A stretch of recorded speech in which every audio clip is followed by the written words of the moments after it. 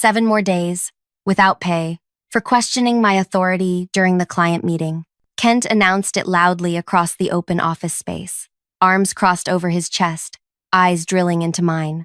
20 coworkers pretended to focus on their monitors. No one looked at me directly. The initial 3-day suspension clearly wasn't enough for you to learn your place, Verna. I stood perfectly still, controlling my breathing like I'd been trained. Not too shallow, not too deep, just enough to keep thinking clearly. Do you understand? He pressed when I didn't respond. Perfectly, I replied, voice steady. I gathered my worn leather notebook, the same one I'd carried through war zones and back. The one with calculations proving something was terribly wrong with our latest testing reports. Kent smiled, mistaking my calm for defeat. I simply nodded, turned, and walked out without another word. The April air hit my face as I pushed through the glass doors. My car was parked at the far end of the lot, where Kent had reassigned my space after my first suspension. I placed my notebook carefully on the passenger seat and sat motionless behind the wheel. Before I continue, thank you for listening to my story. I'm curious, where are you listening from today? Drop a comment and let me know what part of the world you're in. Sometimes knowing who's hearing your story makes the telling easier. My name is Verna Thale. I'm 42 years old with a face most people forget minutes after meeting me. That's not self-pity. It was an asset in my former life. I'm average height, average build, with brown hair that doesn't quite reach my shoulders. I wear minimal makeup and clothes designed to blend in. The kind of person who can stand in a crowded elevator without anyone remembering I was there. For 12 years, that forgettability was my greatest tool. I wasn't always Verna Thale. I've had many names, many identities. What remained consistent was my purpose. I verified intelligence about protective equipment provided to military personnel. Equipment meant to keep them alive. My background wasn't in engineering or materials science. It was in mathematics and human observation. I could spot patterns in data and inconsistencies in human behavior with equal precision. When manufacturers claimed certain levels of protection, I analyzed whether those claims matched reality. Sometimes this meant sitting in bland offices, reviewing testing data. Other times it meant being in locations where no American was supposed to exist, watching how our equipment performed when bullets were real and explosives weren't theoretical. I've held the hands of 19-year-olds who died because their protective gear failed. I've promised them their deaths wouldn't be meaningless, that someone would care about why they died, that someone would make it right. 3 years ago, I grew tired. The travel, the aliases, the constant vigilance. It hollows you out eventually. I requested reassignment to something quieter. My superiors agreed I'd earned it. They helped create a normal employment record, showing a sensible career progression in data analysis. Nothing remarkable, nothing threatening, just another mid-level professional taking notes in meetings. That's how I joined Aventex Testing Services, a small firm handling quality assurance for military equipment. My role was simple: review testing protocols and verify results before certification. I was supposed to be the final safeguard, ensuring that what we claimed about equipment performance was absolutely true. For 2 years, everything seemed legitimate. The company wasn't perfect. Kent pushed timelines too hard and valued efficiency over thoroughness, but the testing itself appeared sound. Until 3 weeks ago, I was reviewing data for a new lightweight ballistic vest. Something about the numbers bothered me, small inconsistencies in the penetration tests. I recalculated everything and found that the vests were failing at impact velocities they should have withstood according to military requirements. Yet the final report showed passing grades across all testing phases. I checked previous reports and found similar patterns. Equipment that should have failed was being certified as combat ready. When I first approached Kent about these discrepancies, he seemed concerned. These are serious accusations, Verna. I'll need to review everything myself. 2 days later, he called me into his office. I checked your findings, he said while shuffling papers on his desk. You've made some analytical errors. The equipment meets all required standards. He slid a folder toward me. Here's where you went wrong. The documents inside contained calculations I'd never seen, using testing protocols different from our standard procedures. But this isn't how we… Verna, he interrupted. You're relatively new to formal testing environments. These modified protocols have been approved for this particular contract. By whom? I asked. His expression hardened. That's above your clearance level.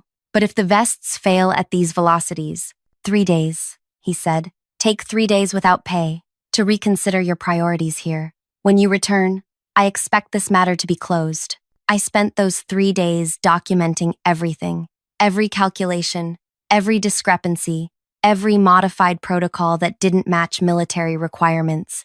I created a comprehensive analysis showing exactly how the equipment was being misrepresented. When I returned, I remained quiet for a week.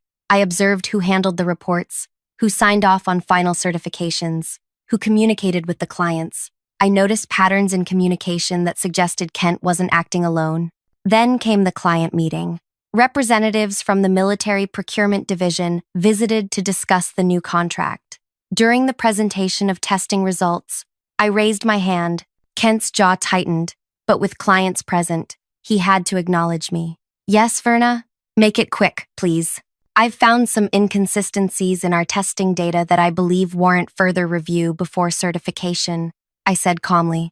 The vests are failing at impact velocities that should be within protective range. The room went quiet. One of the military representatives leaned forward. What kind of inconsistencies? Before I could answer, Kent laughed, a deliberate, dismissive sound. Verna's new to our testing protocols. She's misinterpreting standard variations in the data. Everything has been verified by our senior team, but the numbers clearly show. That's enough. Kent cut me off. We'll discuss your concerns privately, Verna. The military representatives exchanged glances but didn't press further. The meeting continued while I sat silently, documenting every word in my notebook. Afterward, Kent walked directly to my desk, my office. Inside, he didn't offer me a seat. What the hell was that? He demanded. The vests are failing, Kent. Soldiers will die believing they're protected when they're not. You have no idea the complexity of these contracts or the modifications that have been approved. Show me the documentation for these approved modifications, I challenged. His expression shifted. Something calculating replaced the anger. You know what your problem is, Verna? You think you're irreplaceable. You're not. You're a data analyst with decent skills, but limited understanding of how this business works. This isn't about business. It's about lives. He laughed again. How charmingly naive. Take tomorrow off, without pay. Think about whether this is the hill you want to die on professionally. I didn't back down. The next day, instead of staying home, I arrived with my complete analysis and requested a meeting with both Kent and his superior, Murray. I was told Murray was unavailable, but I left the report with his assistant. 2 days later, Kent stopped by my desk with a strange smile. Murray reviewed your report, he said quietly. He found your methodology fundamentally flawed. That's impossible, yet true. He suggested you might benefit from additional training before continuing in your current role. Something felt wrong. I'd like to speak with Murray directly. He's traveling for the next 2 weeks, but he left this for you. Kent handed me an internal memo, questioning my analytical abilities and recommending a review of my position. I later discovered Murray had never seen my report. His assistant had given it directly to Kent, who had fabricated the response. The next client meeting was when Kent announced my extended suspension. 7 more days without pay, a public humiliation designed to break me or force me to quit. What he didn't understand was that I'd faced much worse than an office bully with something to hide. I'd been shot at, trapped behind enemy lines, and interrogated by people who didn't bother with office politics before resorting to violence. As I sat in my car that morning, suspended for the second time, I made a decision. Kent believed he'd won, that I would either resign or return broken and compliant. He had no idea who he was dealing with, or who would be making calls on my behalf. In my apartment that evening, I removed the false bottom from my kitchen drawer. Inside lay a small metal box containing 3 phone numbers, not saved in any phone, not written anywhere else. 3 connections to the person I used to be. 3 people who understood exactly what it meant when protection failed. It was time to make some calls. I made the calls using a phone that wasn't connected to any account in my name, one that Kent and Aventex knew nothing about. The first number belonged to Lane. We'd met during a mission in Eastern Europe 15 years ago. She'd been posing as a materials procurement specialist for a contractor, while actually assessing which officials could be compromised. I was evaluating whether a new type of body armor would actually stop the caliber of ammunition common in the region. When gunfire erupted during what was supposed to be a routine meeting, Lane and I escaped together. We spent 3 days hiding in an abandoned train station, taking turns sleeping while the other kept watch. By the time extraction arrived, we knew each other's real capabilities. Now, Lane headed an international oversight committee that approved military contracts. Verna, she answered, on the second ring. No surprise in her voice, though it had been nearly 2 years since we'd spoken. You're still using this number. Some connections are worth maintaining, I said. This isn't social, she replied. Not a question. No, tell me. I explained the situation at Avantex, the falsified testing data, the modified protocols, the equipment being certified despite failing critical tests. You're certain? She asked when I finished. I've triple-checked everything. The vests are failing at velocities they're rated to withstand. Someone's hiding it. Silence stretched between us. Then, send me what you have. Use the old method. The old method was a dead-drop technique we'd developed during our active years. Digital information hidden within seemingly innocent files, accessible only with specific decryption protocols. There's more, I continued. I think this goes beyond my immediate supervisor. The pattern suggests systematic falsification across multiple contracts. How high? I don't know yet. That's partly why I'm calling. I'll make inquiries, Lane said, discreetly. Thank you. Verna, she added before I could disconnect. Be careful. If you're right, someone's prioritizing profit over protection. Those people rarely stop at workplace discipline. The second call went to Marcus. He'd been a field operative alongside me for 3 years. We'd shared cramped surveillance positions for days at a time, communicating in whispers and hand signals. When an operation went wrong near Kabul, he carried me 2 miles to extraction with a bullet lodged in his shoulder. Now he worked as a senior examiner in the Pentagon's budget office, reviewing military expenditures. I thought you were done, he said when he realized who was calling. So did I. But some promises don't expire. Marcus understood immediately. We'd both made those promises. To wounded soldiers, to families receiving folded flags, to ourselves on nights when sleep wouldn't come. I explained the situation at Avantex. 7 days suspension? He asked when I finished. Yes, that gives us time. Can you transmit your evidence? Already packaging it for Lane. I'll copy you. Good. I'll run trace analysis on Avantex's financial patterns. See where the money's flowing. Who's benefiting from these shortcuts? Be careful, I warned. This likely involves people with significant influence. Always, he replied. You taught me that. The third call was the hardest. Not because of any technical difficulty, but because it reopened wounds that had never fully healed. The number connected me to Drew. 7 years ago, outside Kandahar, I'd pulled him from a burning vehicle after an IED detonated beneath it. His body armor had partially melted into his skin. The helmet that should have protected him from the impact had cracked along a manufacturing seam. He'd lost his left leg below the knee and suffered third-degree burns across 40% of his body. During his recovery, I visited whenever my cover allowed. We never discussed my actual role. He believed I was a civilian contractor who happened to be nearby during the attack, but a connection formed between us. Now Drew worked as the personal aide to General Harmon, who signed off on equipment contracts for an entire division. This is unexpected, he said when he recognized my voice. I apologize for that. Don't. It's good to hear from you. Everything okay? I hesitated. Drew had suffered enough because of equipment failures. Involving him meant asking him to relive that trauma.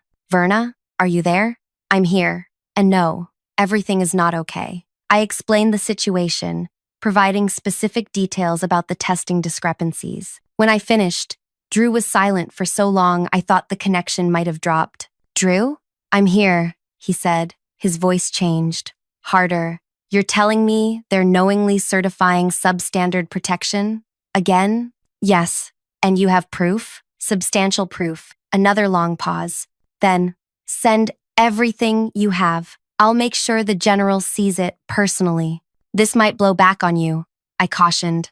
Let it, Drew answered. I still wake up reaching for a leg that isn't there. If I can prevent someone else from experiencing that, any consequence is worth it. After completing the calls, I sat in my small living room, staring at the wall. My apartment was sparsely furnished, a habit from years of needing to leave places quickly. Nothing irreplaceable, nothing that couldn't be abandoned if necessary. For the next 7 days, I maintained complete radio silence. I didn't contact anyone at Avantex. I didn't reach out to Lane, Marcus, or Drew. I didn't check my work email. Instead, I did what years of training had taught me to do. I waited patiently and prepared for multiple outcomes. I fixed my leaking kitchen sink, painted my hallway a soft blue, organized my bookshelves. Simple, repetitive tasks that kept my hands busy while my mind processed possibilities. At night, I reviewed my documentation again and again, ensuring I hadn't missed anything. I created multiple copies stored in different locations, some physical, some digital, all secure. On the third day of my suspension, someone knocked on my apartment door. I approached silently, checking through the peephole. It was Jess from accounting at Avantex, shifting nervously from foot to foot. I opened the door but blocked the entrance. "Jess, this is unexpected." Her eyes darted past me into the apartment, then back to my face. "Kent doesn't know I'm here." I waited, saying nothing. "Can I come in?" she asked, glancing down the hallway. I hesitated, then stepped aside. Once inside, Jess didn't sit when I offered. She stood in my living room, clutching her purse against her chest. "I've been reviewing the financial approvals for the testing protocols," she said. "The ones you questioned." I kept my expression neutral. "And? There are irregularities, payments to consultants with no deliverables, budget transfers between projects without proper documentation, cost adjustments after certification." "Why are you telling me this?" Jess took a deep breath. "My brother's in the Army. Second deployment. He wears the equipment we certify." Understanding dawned. "You're worried." "Terrified," she corrected. "If what you found is true." "It is. Then my brother and his unit are walking around thinking they're protected when they're not." Her voice broke slightly. "I can't let that happen." "What do you want from me, Jess?" "I want to help. I have access to financial records you don't. Transaction histories, vendor agreements, modification approvals." I considered her offer carefully. Trust wasn't something I gave easily, and this could be an elaborate trap set by Kent. "How do I know Kent didn't send you?" Jess reached into her purse and pulled out a flash drive. "Because this would get me fired, possibly prosecuted. It contains every financial record related to test modifications for the past 3 years. Look at it. If you decide I'm trustworthy, contact me." She placed the drive on my coffee table and headed toward the door, pausing with her hand on the knob. "My brother trusts that equipment with his life," she said quietly. "I need to make sure it deserves that trust." After she left, I spent hours examining the files on the drive, cross-referencing them with my own findings. What emerged was a troubling pattern. Test modifications coincided with payments to a consulting firm called Strategic Solutions Group. Further investigation revealed this firm was owned by a holding company connected to Murray's brother-in-law. Money was flowing from the manufacturer to Strategic Solutions, then being distributed through various channels, including offshore accounts linked to shell companies. Some of those companies made regular payments to accounts associated with both Murray and Kent. They weren't just falsifying test results, they were being paid to do so. By day 5 of my suspension, I had compiled a comprehensive dossier linking the falsified testing to specific payments. I encrypted this information and sent it to Lane, Marcus, and Drew using our secure channels. Responses came within hours. From Lane, verification complete. Bringing in specialized investigators. Stay in position. From Marcus, financial trails confirmed. Found 6 additional contracts with identical patterns. Briefing select committee members today. From Drew, General Harmon, reviewing personally. Wants to meet with you when this concludes. On day 7, my last day of suspension, my doorbell rang at 6:15 a.m. Through the peephole, I saw 2 individuals in plain clothes, standing in the hallway. Nothing about them immediately identified their affiliation, but their posture and awareness screamed federal service. I opened the door. "Miss Thale?" the woman asked, showing identification too quickly for me to fully read it. "Yes. May we come in? We have some questions regarding Avantex testing services." I let them in, offered coffee, which they declined, and answered their questions for nearly 3 hours. They asked about testing protocols, modification approvals, reporting structures, financial processes.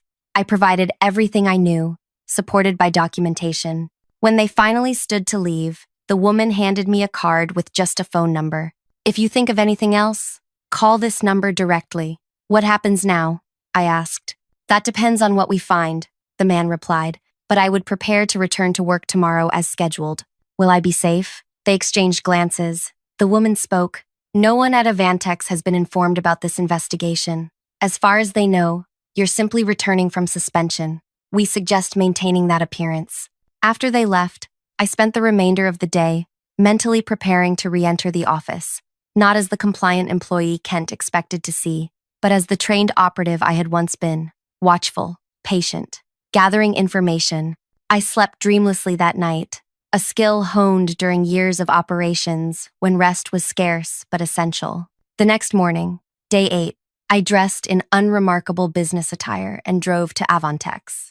I used my badge to enter the building at exactly 8 a.m., nodding politely to security as if nothing unusual had occurred. The office felt strange. Conversations stopped when I passed. People watched me from the corners of their eyes. My desk appeared untouched, exactly as I had left it a week earlier. Kent's office remained empty throughout the morning. Whispers circulated that he was in an emergency meeting with Murray and the legal team. No one seemed to know why. At 11:47 a.m., the front desk receptionist called my extension. Verna? There are some visitors here asking for you. I gathered my notebook and walked calmly to the lobby. 3 people stood waiting. Though they wore civilian clothes with no visible identification, I recognized them immediately. Lane stood nearest the door, her posture relaxed but alert. Her dark hair was pulled back in a simple ponytail, and she wore a navy blazer over a white shirt. Nothing about her appearance suggested the power she wielded in international oversight. Marcus leaned against the reception desk, quietly chatting with the receptionist. His friendly demeanor concealed the fact that he could trace financial transactions across dozens of shell companies within hours. Drew stood by the window, sunshine highlighting the surgical scars on the left side of his face. His prosthetic leg was hidden beneath perfectly tailored slacks. Only his eyes revealed his true feelings, cold, determined, focused. When I approached, Lane stepped forward. "Miss Thale," she said formally, extending her hand. "Thank you for meeting with us." I shook her hand, maintaining the pretense that we were professional acquaintances rather than people who had once escaped death together. "Of course. How can I help you?" "We need to discuss some discrepancies in testing protocols for several defense contracts," she replied, her voice carrying just enough to be heard by those nearby. "Is there a conference room available?" The receptionist quickly directed us to the largest meeting room, looking nervous as she made the arrangements. Word spread rapidly through the office that something significant was happening. As we walked toward the meeting room, Jess from accounting approached, files clutched to her chest. "I have the financial documentation you requested," she said quietly. Lane nodded. "Please join us." Inside the meeting room, the atmosphere changed instantly. Professional facades dropped, replaced by the focused efficiency of people who had worked in high-pressure situations. "Everything's proceeding," Lane said, placing a slim laptop on the table. "Federal investigators have been building the case since we received your information. They'll arrive within the hour." "How widespread is it?" I asked. Marcus grimaced. 6 major contracts over 3 years, all with the same pattern of falsified testing and financial kickbacks. Possibly more we haven't uncovered yet. "And Kent?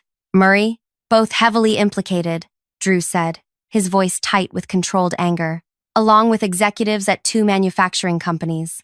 Lane turned her laptop toward me, showing a complex chart of financial transactions. "The money trail is clear. Manufacturers paid consulting fees to Strategic Solutions Group, which distributed funds through multiple channels. Some went offshore, then returned as investments in accounts controlled by Kent and Murray." "How much?" I asked. "Over $7 million. I sat back, letting that number sink in. $7 million in exchange for putting soldiers' lives at risk. Marcus leaned forward. "There's something else. The vests you flagged. They're already in distribution. 3,000 units shipped last month." My stomach tightened. "Where?" "Forward operating bases in 3 conflict zones." Drew's knuckles whitened as he gripped the edge of the table.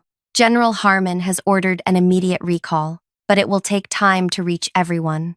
"We need to move quickly," Lane said, checking her watch. "Federal agents are coordinating with military investigators. They'll need your direct testimony." Before I could respond, the door opened. Kent stood in the doorway, Murray just behind him. Both men stopped abruptly when they saw who occupied the room. Kent recovered first, smoothing his expression into practiced confidence. I wasn't informed of a meeting in this room. That was intentional, Lane replied coolly, standing to face him. She didn't introduce herself or explain her presence. Kent's eyes darted between us, calculation evident. I see Verna has returned from her suspension and brought friends. Colleagues would be more accurate, Marcus said, remaining seated but shifting slightly to block Kent's view of the laptop screen. Murray stepped forward. This is highly irregular. I don't know who you people are, but this is a private company, and you're in a restricted area. I'll have to ask you to leave immediately. Drew smiled thinly. We're not going anywhere. Kent's expression hardened as he assessed the situation. Verna, in my office. Now, the rest of you can speak with our legal department if you have legitimate business here. I didn't move. I think we should all stay right here, Kent. There are some testing protocols we need to discuss. A flash of uncertainty crossed his face before he regained composure. If this is about your continued misunderstanding of our modified testing procedures, it's about fraud, Lane interrupted. Falsification of safety testing results, endangering military personnel, financial kickbacks, wire fraud across state lines. Should I continue? Murray's face paled. These are absurd accusations. We maintain the highest testing standards in the industry. Is that why you've been accepting payments through offshore accounts? Marcus asked, his tone conversational. For maintaining high standards? Kent's expression shifted from confidence to calculation. Whatever Verna has told you is the perspective of a disgruntled employee who doesn't understand our industry. Nothing more. I understand perfectly, I said, rising to stand beside Lane. I understand that you've been certifying equipment that fails critical safety tests, equipment that soldiers trust with their lives. You have no proof of that, Murray interjected, but his voice lacked conviction. Drew finally stood, moving with the careful grace of someone who has spent years adapting to a prosthetic limb. We have extensive proof, financial records, testing data, internal communications, witness testimony. Kent's eyes narrowed as he studied Drew. Who exactly are you people? The outer door opened again. Two individuals in suits entered, followed by military personnel in uniform. One showed credentials that made both Kent and Murray step back. Federal investigators, Lane explained unnecessarily. Hear about those testing protocols we mentioned. What followed was a carefully orchestrated process. The meeting room became command central as additional investigators arrived. Employees were interviewed, computers seized, records secured. Kent and Murray were separated and questioned in different rooms. Their initial bravado crumbled when shown the evidence, particularly when investigators revealed they had been under surveillance for weeks. I provided my formal statement, walking investigators through the testing discrepancies I had discovered and the responses from management when I raised concerns. By late afternoon, the office was in upheaval. Kent and Murray were escorted from the building, not in handcuffs but clearly in custody. Word spread quickly about the nature of the investigation. As daylight faded, Lane found me in the small break room, away from the chaos. You did well, she said, pouring coffee for both of us. What happens now? The investigation continues. Prosecutions will follow, but the immediate priority is addressing those 3,000 vests already distributed. And the company? That's being determined. There are options. The work you do here is essential, when done correctly. I nodded, understanding her meaning.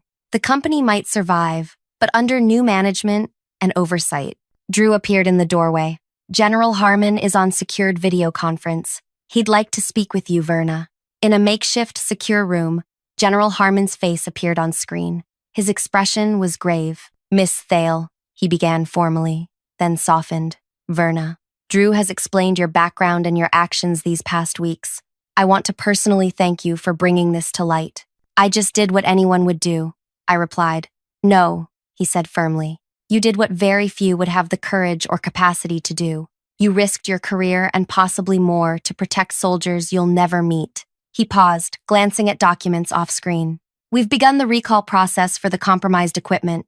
Unfortunately, some units are in remote locations, difficult to reach quickly. The unspoken implication hung heavily in the air. Some soldiers would continue wearing inadequate protection until replacements arrived. I have a proposal, the general continued. We need someone to oversee the implementation of new testing protocols. someone with your background in both field operations and data analysis. Someone who understands what's at stake when equipment fails. Are you offering me a job, General? I'm offering you a mission, he corrected. One that aligns with promises I suspect you've made along the way. 4 months later, I stood in a different testing facility, one under direct military oversight, with transparent protocols and multiple verification requirements. The walls of my office held photographs of soldiers in the field, not as decoration, but as reminder of purpose. Kent and Murray had both accepted plea deals, providing evidence against manufacturing executives in exchange for reduced sentences. They would still serve substantial prison time for fraud and criminal endangerment. The company, formerly known as Avantex, had been restructured, with new leadership and strict oversight provisions. Jess from accounting now headed a compliance team that reported directly to an independent board. The compromised vests had all been recalled and replaced. No lives had been lost due to the faulty equipment.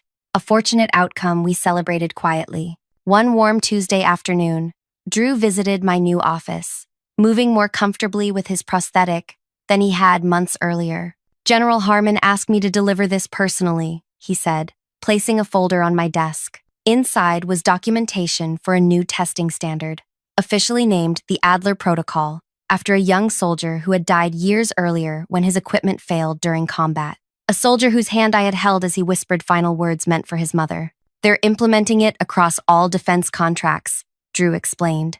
Every piece of protective equipment will be tested under these protocols. No exceptions, no modifications without multi-level review. I traced my fingers over the document, remembering a promise made in dust and blood. He would have been pleased. Yes, Drew agreed quietly. He would. We stood together at the window, watching as technicians in the testing range below prepared equipment for impact evaluation. Real tests, honest results.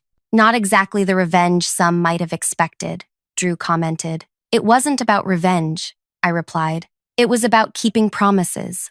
In the months that followed, I developed additional testing protocols, each designed to close loopholes and ensure that protective equipment actually protected. I trained new analysts to spot irregularities and question results that seemed too perfect. Sometimes during late evenings in my office, I would remember Kent's smirk as he announced my suspension, how certain he had been of his power, how confidently he had gambled with others' lives for financial gain. His current accommodation in a federal prison was certainly a fall from grace, but the true consequence, the one that mattered, was the new system that made it harder for others to repeat his crimes. 1 year after the investigation, I received a small package. Inside was a worn patch from a military uniform, along with a handwritten note. This vest stopped exactly what it was supposed to stop. I'm coming home to my family because the equipment worked. Someone told me you're the reason why. Thank you isn't enough, but it's what I have to offer. Sergeant T. I pinned the patch to my office wall, next to others that had arrived in similar packages. Tangible reminders that systems can be fixed, that speaking up matters, that promises kept save lives. Thank you for listening to my story. If it resonated with you in any way, please take a moment to like this video and subscribe to the channel. Your support helps stories like mine reach others who might need to hear them. If you've ever stood up against wrongdoing, even when it was difficult, share your experience in the comments below. Sometimes knowing we're not alone in our struggles makes all the difference.